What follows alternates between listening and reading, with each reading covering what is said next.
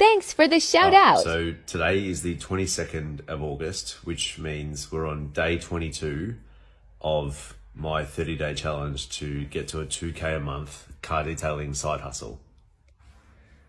It's pretty clear that I'm not going to be able to get to that 2K mark by the end of this month, particularly when we have a 5-day camper van trip booked in for almost the remainder of the 30 days. So I'm going to fall well short. But I'm going to press on.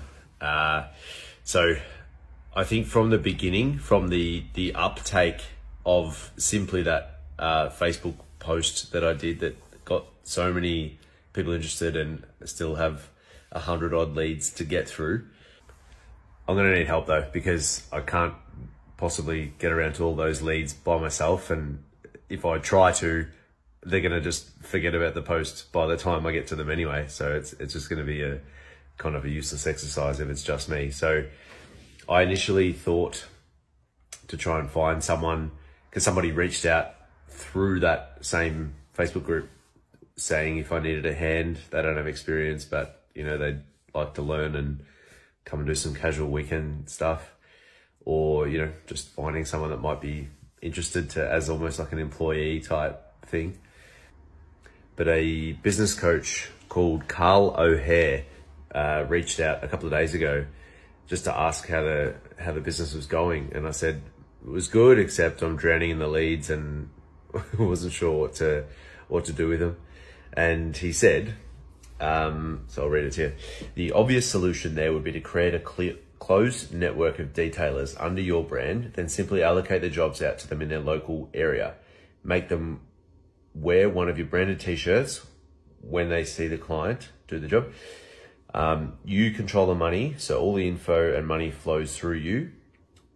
Simple to start, easy to manage. I wish you every success, my friend. And I thought that was very kind of him. So I've thought a lot about it since then, and it makes a lot of sense. And it's not, I don't have to take on the responsibilities of an employee. I'd have to train someone. I was thinking about, you know, how I'm going to get them, you know, if they've got a car or the equipment, or, you know, but if I think I've heard of it before as being called like drop servicing, or where basically you give a lead to somebody who's already, you know, operating in that space. They take the lead and do the job, and then I get a small cut of that because I provided the lead. So yeah, I think that's going to be the new direction, that I try and get somebody on board that would be keen to work with people in the capacity that I've been trying to get them involved in. So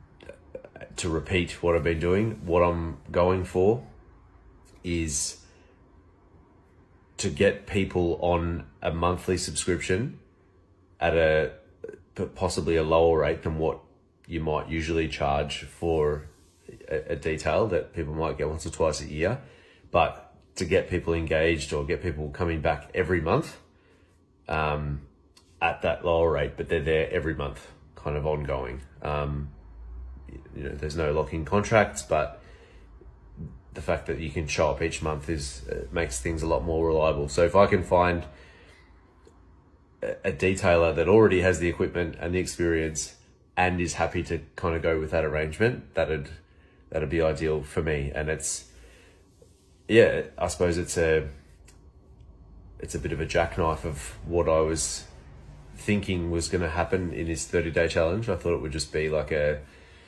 experiment. There you go, you know, got it done, and you know, maybe I'd want to continue it later, I'm not sure, but it's definitely potentially a real business that can keep going now, and even better, it's one that I don't have to do just by myself. So yeah, very grateful to Carl for the advice that he definitely didn't need to give me, but was very generous in doing so. That's it. See you for day 23 tomorrow, the day before the camper van trip that I forgot all about.